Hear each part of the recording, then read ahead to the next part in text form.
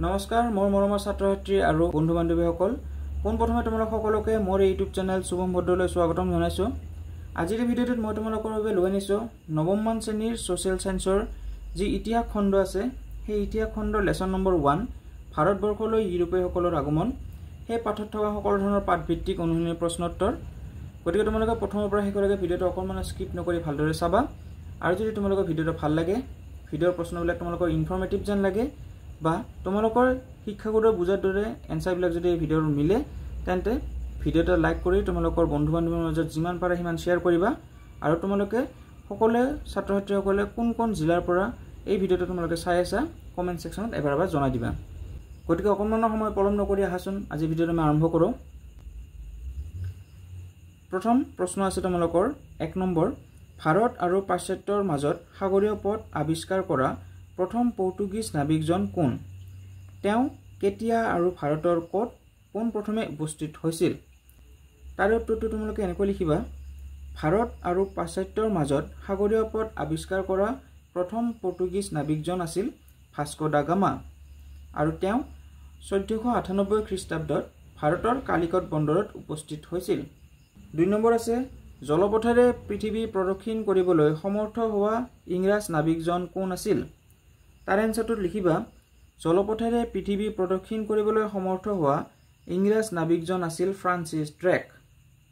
3 number প্ৰশ্ন ভাৰত ভূমিত পোন প্ৰথমে কোন ইংৰাজ নাবিকে অনুমতি পত্ৰলৈ কেতিয়া প্ৰৱেশ কৰিছিল? ইয়াৰ উত্তৰটো লিখিবা যে ভাৰত ভূমিত পোন প্ৰথমে জন মিলডেন হল নামৰ ইংৰাজ নাবিকজনে 1599 খ্ৰীষ্টাব্দত অনুমতি পত্ৰলৈ প্ৰৱেশ কৰিছিল। 4 নম্বৰ প্ৰশ্ন আছে ইংলিছ ইষ্ট ইণ্ডিয়া কোম্পানী কেতিয়া আৰু ক'ত গঠন হৈছিল? তাৰ উত্তৰটো লিখিবা ইংলিছ ইষ্ট ইণ্ডিয়া কোম্পানী 1600 খ্ৰীষ্টাব্দত লণ্ডনত গঠন হৈছিল। এইখিনিতে মই তোমালোকক জনাই দিওঁ যে যেহেতু ভিডিঅ'টো হাতে লিখা ভিডিঅ' সেইবাবে তোমালোকৰ কেতিয়াবা ভিডিঅ'টোত কোৱালিটিটো তোমালোকে অলপমান অফ বা অকণমান ডাউন দেখিবলৈ পাবা। সেয়েহে তোমালোকে ভিডিঅ'টোত এডভান্স ছেটিঙত গৈ কোৱালিটিটো অলপমান যেটো ৰিজলিউশন থাকে এই ৰিজলিউশনটো বঢ়াই ল'বা যাতে তোমালোকে অকণমান ক্লিয়াৰভাৱে এই উত্তৰবিলাক দেখিবলৈ পোৱা। 5 নম্বৰ প্ৰশ্ন আছিল ইষ্ট ইণ্ডিয়া কোম্পানীৰ ভাৰতত থিতাপি লোৱাৰ দুটা উদ্দেশ্য লিখা। অৰ্থাৎ ব্ৰিটিছ যি ইষ্ট ইণ্ডিয়া কোম্পানী আছিল সিহঁতে ভাৰতলৈ কি উদ্দেশ্যত লৈ আহিছিল? ইয়াৰ উত্তৰটো লিখিবা 1 নম্বৰ বেহা বেপাৰৰ কাৰণে আৰু 2 নম্বৰ ইংৰাজ শাসন প্ৰতিষ্ঠা কৰাৰ উদ্দেশ্যেৰে। ইয়াৰ পিছত 6 নম্বৰ প্ৰশ্ন আছে ইংৰাজৰ প্ৰথম বাণিজ্য কেন্দ্ৰটো ভাৰতৰ ক'ত আৰু কেতিয়া স্থাপন কৰা হৈছিল? তাৰ উত্তৰটো লিখিবা ইংৰাজৰ প্ৰথম বাণিজ্য কেন্দ্ৰটো ভাৰতৰ মুছলিপট্টনম চহৰত 1611 খ্ৰীষ্টাব্দত স্থাপিত হৈছিল। 7 নম্বৰ প্ৰশ্ন ফৰ্ট উইলিয়াম কি? তাৰ এনসাৰটো লিখিবা ইংলেণ্ডৰ ৰজা তৃতীয় উইলিয়ামৰ প্ৰতি সন্মান আৰু শ্ৰদ্ধা জ্ঞাপন কৰি ইংৰাজে কলিকতাত নিৰ্মাণ কৰা বাণিজ্য কেন্দ্ৰটোৰ নাম আছিল ফৰ্ট উইলিয়াম। নেক্সট 4 নম্বৰ প্ৰশ্ন আছে পৰাধীন ভাৰতৰ ব্ৰিটিছ শাসনৰ সময়ছোৱাক কোন দুটা মূল ভাগত ভগাব পাৰি সময় উল্লেখ কৰি লিখা। তাৰ উত্তৰটো এনেকৈ লিখিবা পৰাধীন ভাৰতৰ ব্ৰিটিছ শাসনৰ সময়ছোৱাক দুটা ভাগত ভগাব পাৰি। ক প্ৰথমটো হৈছে পলাশী যুদ্ধৰ পৰা আৰম্ভ কৰি 1857 চনৰ চিপাহী বিদ্ৰোহলৈকে আৰু খ দ্বিতীয়টো হৈছে 1857 চনৰ পৰা 1947 খ্ৰীষ্টাব্দত ভাৰতীয়ৰ হাতলৈ ক্ষমতা হস্তান্তৰ হোৱালৈকে। তোমালোকে দেখিবলৈ পালে এটা দুটা চনৰ নাম উল্লেখ আছে 1857 চনত হৈছিল চিপাহী বিদ্ৰোহ আৰু 1947 চনৰ 15 আগষ্টত আমাৰ দেশ ভাৰতবৰ্ষ ইংৰাজৰ শাসনৰ পৰা স্বাধীন হৈছিল। নেক্সট 9 নম্বৰ প্ৰশ্ন আছে ভাৰত চৰকাৰ আইন কোনে কেতিয়া আৰু কি উদ্দেশ্যত প্ৰণয়ন কৰিছিল? তাৰ উত্তৰটো লিখিবা ব্ৰিটিছ সাংসদে 1858 খ্ৰীষ্টাব্দৰ 2 আগষ্ট তাৰিখে ভাৰত চৰকাৰ আইন প্ৰণয়ন কৰিছিল। এই আইনখন ইংলেণ্ডৰ চৰকাৰক পোনপটীয়াকৈ ভাৰতৰ শাসনৰ ক্ষমতা প্ৰদান কৰিবৰ বাবে প্ৰণয়ন কৰা হৈছিল। 10 নম্বৰ প্ৰশ্ন ভাৰতীয় পৰিষদ আইন কেতিয়া আৰু কি উদ্দেশ্যত প্ৰণয়ন কৰা হৈছিল? তাৰ এনসাৰটো লিখিবা 1861 খ্ৰীষ্টাব্দত ব্ৰিটিছ সাংসদে আধুনিক প্ৰশাসন ব্যৱস্থাৰ সৈতে শিক্ষিত ভাৰতীয়সকলক পৰিচয় কৰি দিয়াৰ উদ্দেশ্যেৰে ভাৰতীয় পৰিষদ আইন প্ৰণয়ন কৰিছিল। এবাৰ আছে চমু দীঘল উত্তৰৰ প্ৰশ্ন। তাৰ 1 নম্বৰ ইংৰাজে ভাৰতৰ লগত বাণিজ্য চুক্তি কৰিবলৈ কৰা প্ৰচেষ্টা কেতিয়া সম্পূৰ্ণ হৈছিল? তাৰ পদক্ষেপসমূহ সংক্ষেপে লিখা। তাৰ এনসাৰটো লিখিবা 1608 খ্ৰীষ্টাব্দত ইংলেণ্ডৰ ৰজা প্ৰথম জেমছে ভাৰতৰ সৈতে বেহা বেপাৰৰ উদ্দেশ্যেৰে কেপ্টেইন উইলিয়াম হকিন্স নামৰ ব্ৰিটিছ সদাগৰ এজনক মোগল দৰবাৰলৈ পঠিয়াইছিল। কিন্তু কেপ্টেইন হকিন্সৰ এই বাণিজ্যিক চুক্তি মোগল সম্ৰাট জাহাংগীৰে নাকচ কৰিছিল। ইয়াৰ পিছতে পুনৰাই 1615 খ্ৰীষ্টাব্দত ইংলেণ্ডৰ ৰজা প্ৰথম জেমছ ছাৰ টমাছ ৰ নামৰ আন এজন ইংৰাজক পুনৰাই জাহাংগীৰৰ দৰবাৰলৈ প্ৰেৰণ কৰিছিল। এইবাৰ সম্ৰাটে ইংৰাজৰ সদাগৰসকলক চুৰাটত বাণিজ্যিক কুঠি স্থাপনৰ অনুমতি প্ৰদান কৰিছিল। ইয়াৰ পিছত পুনৰাই 1715 খ্ৰীষ্টাব্দত জন চাৰ্মনৰ নেতৃত্বত ইংৰাজ লোকৰ এটা সজাতি দলে মোগল সম্ৰাট ফাৰুকছিয়াৰৰ পৰা 3খন ফৰমান আদায় কৰিছিল আৰু ইয়াৰ জৰিয়তে ইংৰাজ ইষ্ট ইণ্ডিয়া কোম্পানীয়ে ভাৰতত নিৰ্বিঘ্নে বেহা বেপাৰ কৰাৰ ৰাজকীয় অনুমতি লাভ কৰিছিল। ইয়াৰ লগে লগে ভাৰতৰ মাটিত কোম্পানীৰ ভৱিষ্যত অধিক সুদৃঢ় হৈ পৰিছিল। নেক্সট 2 নম্বৰ আছে ইষ্ট ইণ্ডিয়া কোম্পানীয়ে কেনেকৈ ভাৰতৰ 3টা মূল স্থানত বাণিজ্য কেন্দ্ৰ স্থাপন কৰিছিল তাৰ 3টা মূল কৌশল সম্পৰ্কে লিখা। এনসাৰ তোমালোকে লিখিবা ইষ্ট ইণ্ডিয়া কোম্পানীয়ে 1611 খ্ৰীষ্টাব্দত গোলকুণ্ডা ৰাজ্যৰ চুলতানৰ পৰা অনুমতি লৈ মুছলিপট্টনমত এটা বাণিজ্য কেন্দ্ৰ স্থাপন কৰিছিল। ইয়াৰ পিছতে 1634 আৰু 1639 খ্ৰীষ্টাব্দত চন্দ্ৰগিৰিৰ ৰজাৰ লগত চুক্তি কৰি মাদ্ৰাজৰ কাষৰ এটুকুৰা ঠাইত ফৰ্ট ছেইণ্ট জৰ্জ নামৰ এটা বাণিজ্য কেন্দ্ৰ স্থাপন কৰিছিল। 1690 খ্ৰীষ্টাব্দত জন চাৰ্নক নামৰ কোম্পানীৰ এজন বিষয়াই বংগৰ নবাবৰ লগত চুক্তি কৰি বছৰি 1200 টকাৰ খাজনাৰ বিনিময়ত কালীঘাট, সূতানটি আৰু গোবিন্দপুৰ নামৰ 3খন ঠাইৰ জমিদাৰী স্বত্ব দখল কৰি বাণিজ্য কেন্দ্ৰ স্থাপন কৰিছিল। ইষ্ট ইণ্ডিয়া কোম্পানীৰ সামান্য কৰ্মচাৰী ৰবাৰ্ট ক্লাইভে নিজৰ ঔপনিৱেশিক সাম্ৰাজ্য গঢ়ি তোলাৰ কূটনৈতিক কলা কৌশলৰ জৰিয়তে বংগৰ নবাবৰ সেনাপতি আৰু সৈন্য সামন্তক নিজৰ ফলীয়া কৰি পলাশীৰ যুদ্ধত নবাব চিৰাজউদ্দৌলাক পৰাস্ত কৰিছিল আৰু সমস্ত বংগৰ একছত্ৰ অধিকাৰ দখল কৰি কোম্পানী শাসন মজবুত কৰি তুলিছিল। 3 নম্বৰ প্ৰশ্ন আছে ভাৰতৰ ব্ৰিটিছ সাম্ৰাজ্যবাদ প্ৰতিষ্ঠাৰ পথ সুগম কৰি তোলা ইষ্ট ইণ্ডিয়া কোম্পানীৰ আটাইতকৈ উল্লেখযোগ্য ব্যক্তিজন কোন আছিল?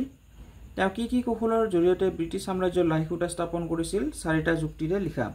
উত্তৰটো তোমালোকে লিখিবা ভাৰতৰ ব্ৰিটিছ সাম্ৰাজ্যবাদ প্ৰতিষ্ঠাৰ পথ সুগম কৰি তোলা ইষ্ট ইণ্ডিয়া কোম্পানীৰ আটাইতকৈ উল্লেখযোগ্য ব্যক্তিজন আছিল ৰবাৰ্ট ক্লাইভ। ৰবাৰ্ট ক্লাইভে 1757 খ্ৰীষ্টাব্দত পলাচীৰ যুদ্ধত বংগৰ নবাব চিৰাজউদ্দৌলাক পৰাস্ত কৰি ব্ৰিটিছ সাম্ৰাজ্যৰ লাইসুটা স্থাপন কৰিছিল। ৰবাৰ্ট ক্লাইভে ব্যৱহাৰ কৰা কৌশলবোৰ আছিল তেওঁ নিজৰ কোম্পানীৰ স্বাৰ্থত আনবোৰ বিদেশী ইউৰোপীয়ান কোম্পানীক ভাৰতৰ পৰা বহিষ্কাৰ কৰাৰ আঁচনি লৈছিল। তেওঁ যুদ্ধ নাইবা মিত্ৰতাৰ পাশেৰে দেশীয় ৰজাসকলক কোম্পানীৰ ফলীয়া কৰিবলৈ প্ৰচেষ্টা চলাইছিল। 3 নম্বৰ তেওঁ ব্ৰিটিছ ৰাজশক্তিয়ে ভাৰতবৰ্ষত ইংৰাজ শাসন সুসংবদ্ধ কৰি ৰখাৰ স্বাৰ্থত স্থায়ী চৰকাৰ গঠন কৰি বহু ধৰণৰ জনকল্যাণমূলক আঁচনিৰ ব্যৱস্থা গ্ৰহণ কৰিছিল। নেক্সট 4 নম্বৰ অতি গুৰুত্বপূৰ্ণ প্ৰশ্ন আছে তোমালোকৰ বাবে যে চিপাহী বিদ্ৰোহ সৃষ্টিৰ কাৰণবোৰ লিখা। অৰ্থাৎ কি কাৰণত 1857 খ্ৰীষ্টাব্দত ভাৰতত চিপাহী বিদ্ৰোহ সংঘটিত হৈছিল তাৰ কাৰণবোৰ লিখা। তাৰ উত্তৰটো এনেকৈ লিখিবা চিপাহী বিদ্ৰোহ সৃষ্টিৰ কাৰণবোৰ হ'ল ব্ৰিটিছ ইষ্ট ইণ্ডিয়া কোম্পানীৰ দমনকাৰী নীতিৰ বিৰুদ্ধে সাধাৰণ শ্ৰেণীৰ মনত অশান্তিৰ সৃষ্টি হৈ বিদ্ৰোহৰ পৰিৱেশৰ সৃষ্টি হৈছিল। 2 নম্বৰ কাৰণ 1835 চনত কোম্পানীৰ মুদ্ৰাৰ পৰা মোগল সম্ৰাটৰ নামটো আঁতৰাই দিয়াত মোগলসকল অসন্তুষ্ট হৈছিল। 3 নম্বৰ কাৰণ ৰাজকীয় পাৰ্চী ভাষাৰ সলনি শাসন ব্যৱস্থাত ইংৰাজী ভাষা প্ৰৱৰ্তন কৰাৰ ফলত স্থানীয় লোকসকলৰ মনত অসন্তুষ্টিৰ সৃষ্টি হৈছিল। 4 নম্বৰ কাৰণ লৰ্ড ডেলহাউজিৰ চৰ্তবিলোপ নীতি আৰু ধৰ্মান্তকৰণৰ পাশ্চাত্য নীতিৰ প্ৰচলনৰ ফলত সকলো ভাৰতীয়ৰ মনত এক অশান্তিৰ সৃষ্টি হৈছিল। 5 নম্বৰ ইষ্ট ইণ্ডিয়া কোম্পানীয়ে ধৰ্মীয়, ৰাজনৈতিক, অৰ্থনৈতিক, সামাজিক ইত্যাদি সকলো ক্ষেত্ৰতে ভাৰতীয় লোকসকলক দমন কৰি ৰখাৰ ফলত বিদ্ৰোহৰ মনোভাৱ গঢ় লৈ উঠিছিল। 6 নম্বৰ আটাইতকৈ তাৎক্ষণিক কাৰণ আছিল কোম্পানীয়ে বলবৎ কৰা এনফিল্ড ৰাইফলৰ গুলীৰ সেনাত ব্যৱহাৰ কৰা। এই গুলীৰ কাৰ্টিজটো গৰু আৰু গাহৰিৰ চৰ্বিৰে বনোৱা হৈছিল যিয়ে হিন্দু আৰু মুছলিম উভয় চিপাহীক মৰ্মান্তিক আঘাত দিছিল, যাৰ ফলত সকলো ভাৰতীয় চিপাহীয়ে ব্ৰিটিছৰ বিৰুদ্ধে বিদ্ৰোহ ঘোষণা কৰিছিল। অৰ্থাৎ 5 নম্বৰ কাৰণবিলাক আমাৰ ভাৰতবৰ্ষত সময়ৰ লগে লগে গাঢ় হৈ গৈ আছিল, কিন্তু এই সকলোবিলাক গাঢ় হৈ গৈ থকা যিটো জুই উমি জ্বলি আছিল সেই উমি জ্বলি থকা জুইত ঘিউ ধৰাৰ কাম কোনে কৰিছিল? ব্ৰিটিছসকলৰ যি এনফিল্ড ৰাইফলৰ গুলী আছে সেই গুলীটোৱে। কাৰণ সেই গুলীৰ যিটো কাৰ্টেজ আছিল সেই কাৰ্টেজটো কোৱা হৈছিল যে গৰু আৰু গাহৰিৰ চৰ্বিৰ মিক্স কৰি কিনে বনোৱা হৈছিল আৰু বন্দুকত সেই গুলীটো ভৰাৰ আগতে কাৰ্টেজটো মুখেৰে ছিঙি বন্দুকত সেই বাৰুদখিনি ভৰাব লাগিছিল। যিহেতু গৰুৰ মাংস আমাৰ যিবিলাক হিন্দু মানুহ আছে গৰু মাংস হিন্দু মানুহৰ কাৰণে মহাপাপ আৰু মুছলমান মানুহসকলৰ কাৰণে গাহৰিৰ চৰ্বি বা গাহৰিৰ মাংসটো তেওঁলোকৰ বাবেও বহুত ডাঙৰ এটা পাপ। এই গৰু আৰু গাহৰিৰ চৰ্বিৰ মিক্স কৰি থকা সেই কাৰ্টেজটো প্ৰচলনৰ জৰিয়তে ব্ৰিটিছসকলে ভাৰতৰ হিন্দু মুছলমান মানুহৰ মাজত এটা সাম্প্ৰতিক বিভেদতা অনাৰ চেষ্টা কৰিছিল, যাৰ ফলত যিবিলাক ব্ৰিটিছৰ চিপাহী আছিল, যিবিলাক মানে আল্টিমেটলি ভাৰতীয় আছিল, সেই ভাৰতীয় ব্ৰিটিছ চিপাহীবোৰে তেওঁলোকে তৎক্ষণাতভাৱে ব্ৰিটিছৰ বিৰুদ্ধে চিপাহী বিদ্ৰোহ ঘোষণা কৰিছিল। তোমালোকে জানাই যে চিপাহী বিদ্ৰোহ 1857 খ্ৰীষ্টাব্দত হৈছিল আৰু এই চিপাহী বিদ্ৰোহৰ প্ৰথম শ্বহীদ আছিল মংগল পাণ্ডে। 5 নম্বৰ প্ৰশ্ন আছে, চিপাহী বিদ্ৰোহৰ 4টা উল্লেখযোগ্য ফলাফল উল্লেখ কৰা। তাৰ ফলাফল অৰ্থাৎ চিপাহী বিদ্ৰোহ সংঘটিত হোৱাৰ পিছত ভাৰতত কি কি বস্তু হৈছিল বা কি কি পৰিস্থিতিৰ সৃষ্টি হৈছিল তাৰ বিষয়ে লিখিব দিছে। এনসাৰ তোমালোকে পইণ্ট সিস্টেমত লিখিবা। 1 নম্বৰ পইণ্ট, 1857 চনৰ চিপাহী বিদ্ৰোহৰ ঘটনাই ব্ৰিটিছসকলক চিন্তিত কৰি তুলিছিল। ভৱিষ্যতে যাতে ভাৰতীয়সকলৰ মনত ব্ৰিটিছৰ বিৰুদ্ধে ক্ষোভ, যন্ত্ৰণা, অশান্তি ইত্যাদি গঢ়ি উঠিব নোৱাৰে তাৰ বাবে ব্ৰিটিছ চৰকাৰে মনোযোগ প্ৰদানত গুৰুত্ব দিছিল। 2 নম্বৰ, ব্ৰিটিছ সাংসদে 1858 খ্ৰীষ্টাব্দৰ 2 আগষ্ট তাৰিখে ভাৰত চৰকাৰ আইন প্ৰণয়ন কৰি ভাৰতৰ শাসনভাৰ ইংলেণ্ডৰ ৰাণীৰ হাতলৈ প্ৰেৰণ কৰিছিল। 3 নম্বৰ, আধুনিক পাশ্চাত্য শিক্ষা ব্যৱস্থা আৰু নতুন বিজ্ঞান প্ৰযুক্তিবিদ্যাৰ শিক্ষাৰ প্ৰসাৰ কৰাত ইংৰাজে গুৰুত্ব প্ৰদান কৰিছিল। 4 নম্বৰ, চিপাহী বিদ্ৰোহৰ ফলাফল স্বৰূপে সকলো ভাৰতীয়ৰ মনত এক সংহত মনোভাৱ আৰু ৰাষ্ট্ৰীয় একতাৰ আদৰ্শ গঢ় লৈ উঠিছিল। প্ৰশ্ন আছে, ভাৰত চৰকাৰ আইনৰ জৰিয়তে হোৱা 4টা প্ৰশাসনীয় পৰিৱৰ্তন উল্লেখ কৰা। তাৰে এনসাৰটো তোমালোকে এনেকৈ লিখিবা। পইণ্ট সিস্টেমত 1 নম্বৰ পইণ্ট, ভাৰতৰ শাসন ব্যৱস্থাৰ সকলো দায়িত্ব কোম্পানীৰ হাতৰ পৰা ইংলেণ্ডৰ চৰকাৰৰ হাতলৈ প্ৰেৰণ কৰা হৈছিল। 2 নম্বৰ, ভাৰতৰ শাসন ব্যৱস্থা সম্বন্ধীয় সকলো দায়িত্ব আৰু ক্ষমতা ভাৰত সচিব নামৰ এগৰাকী মন্ত্ৰী বিষয়াক অৰ্পণ কৰা হৈছিল। 3 নম্বৰ পইণ্ট, এই আইন অনুসৰি গভৰ্ণৰ জেনেৰেল পদবীৰ অৱসান ঘটাই ভাইচৰয় ৰাজপ্ৰতিনিধিৰ ব্যৱস্থা গ্ৰহণ কৰা হৈছিল। 4 নম্বৰ পইণ্ট, এই আইনে ভাইচৰয় আৰু প্ৰাদেশিক মুৰব্বীক নিযুক্তি দিয়াৰ ক্ষমতা ইংৰাজ চৰকাৰৰ হাতত ন্যস্ত কৰি কোম্পানীৰ সামৰিক বাহিনীক ব্ৰিটিছৰ চৰকাৰৰ তলতীয়া কৰিছিল। 7 নম্বৰ প্ৰশ্ন, লৰ্ড কেনিঙৰ 2টা প্ৰধান সংস্কাৰৰ বিষয়ে উল্লেখ কৰা। তাৰ এনসাৰটো তোমালোকে এনেকৈ লিখিবা পইণ্ট সিস্টেমত যে 1 নম্বৰ পইণ্ট, লৰ্ড কেনিঙে শিক্ষা ব্যৱস্থাৰ উন্নতিৰ বাবে উদৰ শিক্ষা সংস্কাৰ আঁচনিৰ প্ৰৱৰ্তন কৰি প্ৰত্যেক প্ৰদেশতে এজন সচিবৰ তলত শিক্ষা বিভাগ এটি মুকলি কৰিছিল। 2 নম্বৰ, পৰীক্ষামূলকভাৱে বাৰ্ষিক 500 টকা বা তাতোধিক উপাৰ্জন কৰা লোকৰ ওপৰত আয়কৰ বহুওৱা হৈছিল। 8 নম্বৰ প্ৰশ্ন আছে, ভাৰতীয় পৰিষদ আইনৰ 2টা গুণ আৰু 2টা দোষ লিখা। তাৰ উত্তৰটো তোমালোকে এনেকৈ লিখিবা। গুণ, 1 নম্বৰ গুণ আছিল, ভাৰতীয় পৰিষদ আইনৰ জৰিয়তে 1861 চনত পোনপ্ৰথমবাৰৰ বাবে ভাৰতীয় দেশীয় প্ৰতিনিধিৰ অন্তৰ্ভুক্তিৰ আৰম্ভণি কৰা হৈছিল। 2 নম্বৰ পইণ্ট, এই আইনে ভাইচৰয়ক তেওঁৰ কেন্দ্ৰীয় বিধানমণ্ডলৰ সদস্যৰ সংখ্যা সৰ্বনিম্ন 6 জনৰ পৰা 12 জনলৈ বৃদ্ধি কৰাৰ অনুমতি প্ৰদান কৰিছিল।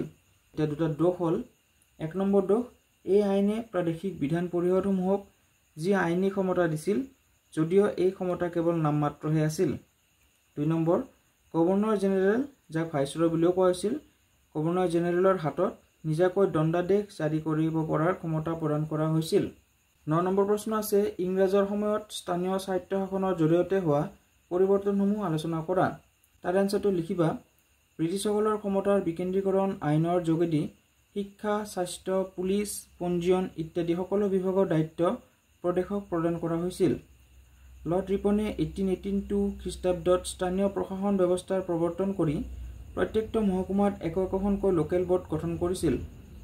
লৰ্ড ৰিপনে স্থানীয় শাসন ব্যৱস্থাৰ প্ৰস্তাৱসমূহ সমগ্ৰ ভাৰতবৰ্ষতে কাৰ্যকৰী কৰাৰ নিৰ্দেশ দিছিল। গ্ৰামাঞ্চলৰ দৰে নগৰ অঞ্চলসমূহতো স্থানীয় স্বায়ত্ত শাসন ব্যৱস্থাৰ অধীন কৰি নগৰীয়া এলেকাবোৰক নগৰপালিকা আৰু পৌৰসভা গঠন কৰিছিল। সকলো জিলা উপায়ুক্তকে লোকেল বোৰ্ডৰ সভাপতিত্ব কৰাৰ ক্ষমতা প্ৰদান কৰা হৈছিল। নেক্সট 10 নম্বৰ প্ৰশ্ন আছে, অসামৰিক সেৱাত কেনেকৈ ভাৰতীয়সকল অন্তৰ্ভুক্ত হৈছিল, এই সেৱাৰ বিকাশ সম্পৰ্কে আলোচনা কৰা। তাৰ উত্তৰটো এনেকৈ লিখিবা। 1833 খ্ৰীষ্টাব্দত প্ৰৱৰ্তিত হোৱা চনদে ভাৰতীয় লোকক শাসনৰ উচ্চ পদবীত মকৰল কৰাৰ ক্ষেত্ৰত সন্মতি প্ৰদান কৰিছিল। 1833 খ্ৰীষ্টাব্দত ডেপুটি মেজিষ্ট্ৰেট আৰু 1843 খ্ৰীষ্টাব্দত ডেপুটি কালেক্টৰ নামৰ 2টা পদবীৰ সৃষ্টি কৰি ভাৰতীয় ব্যক্তিসকলক যোগদানৰ সুযোগ দিয়া হৈছিল। 1853 খ্ৰীষ্টাব্দত চনদে লোকসেৱাৰ বাবে হোৱা প্ৰতিযোগিতামূলক পৰীক্ষাত ভাৰতীয় লোকসকলক অৱতীৰ্ণ হোৱাৰ বাবে অনুমতি দিছিল। এই পৰীক্ষাত অৱতীৰ্ণ হোৱা পৰীক্ষাৰ্থীৰ সৰ্বোচ্চ বয়স 21ৰ পৰা 19লৈকে হ্ৰাস কৰাৰ ফলত অতি কম সংখ্যক ভাৰতীয়ই ইংলেণ্ডলৈ গৈ এই পৰীক্ষাত অৱতীৰ্ণ হৈছিল। টেগো চেমছফোৰ্ড প্ৰতিবেদনে ইংলেণ্ড আৰু ভাৰতৰ একেলগে লোকসেৱাৰ পৰীক্ষা অনুষ্ঠিত কৰিবৰ বাবে আদেশ প্ৰদান কৰিছিল। নেক্সট আৰু আজি ভিডিঅ'ৰ অন্তিমটো প্ৰশ্ন 11 নম্বৰ প্ৰশ্ন ব্ৰিটিছ অধীন ভাৰত আৰু স্বাধীন ভাৰতৰ অসামৰিক লোকসভা সম্পৰ্কে তিনিটা পাৰ্থক্য উল্লেখ কৰা। তাৰ এনচাৰটো তোমালোকে এনেকৈ লিখিবা। ক নম্বৰ ব্ৰিটিছ অধীন ভাৰতত লোকসভা পৰীক্ষাত অৱতীৰ্ণ হোৱা পৰীক্ষাৰ্থীৰ সৰ্বোচ্চ বয়স আছিল 22 বছৰ, কিন্তু স্বাধীন ভাৰতত এই পৰীক্ষাৰ্থীৰ সৰ্বনিম্ন বয়সৰ সীমা 21 বছৰ। নম্বৰ ভাৰত স্বাধীন হোৱাৰ আগতে অৰ্হতাৰ ভিত্তিত লোকসভাত নিয়োগৰ পদ্ধতি আছিল, কিন্তু স্বাধীন ভাৰতত সৰ্বভাৰতীয় পৰ্যায়ত মুকলি প্ৰতিযোগিতামূলক পৰীক্ষা অনুষ্ঠিত কৰাৰ ব্যৱস্থা কৰা হৈছিল। গ নম্বৰ ভাৰত স্বাধীন হোৱাৰ আগতে ভাৰতত কোনো লোকসভা আয়োগ গঠন হোৱা নাছিল আৰু ইংলেণ্ডলৈ গৈ পৰীক্ষা দিব লাগিছিল, কিন্তু স্বাধীন ভাৰতত লোকসভা আয়োগ গঠন কৰাৰ ফলত সকলো ভাৰতীয়ই ভাৰতত থাকিয়ে পৰীক্ষা দিব পাৰিছিল। গতিকে ছাত্ৰ ছাত্ৰীসকল এইটো আছিল তোমালোকৰ নৱমমান শ্ৰেণীৰ ছ'চিয়েল ছায়েন্সৰ যিটো ইতিহাস খণ্ড আছে তাৰে লেচন নম্বৰ 1ৰ সকলোবিলাক প্ৰশ্ন উত্তৰ। আশা কৰোঁ তোমালোকৰ ভিডিঅ'টো ভাল লাগিছে। যদি তোমালোকৰ ভিডিঅ'টো ভাল লাগিছে আৰু তোমালোকে যদি এই চেনেলটো নতুনকৈ আহিছা তেন্তে এই চেনেলটো ছাবস্ক্ৰাইব কৰি দিবা, ভিডিঅ'টো লাইক কৰি দিবা আৰু তোমালোকৰ লগ বন্ধু বান্ধৱীৰ মাজত এই ভিডিঅ'টো যিমান পাৰা সিমান শ্বেয়াৰ কৰিবা। সোনকালে লগ পাম তোমালোকৰ এই চেনেলটোৰ নেক্সট এটা ভিডিঅ'লৈ। তেতিয়ালৈ ধন্যবাদ।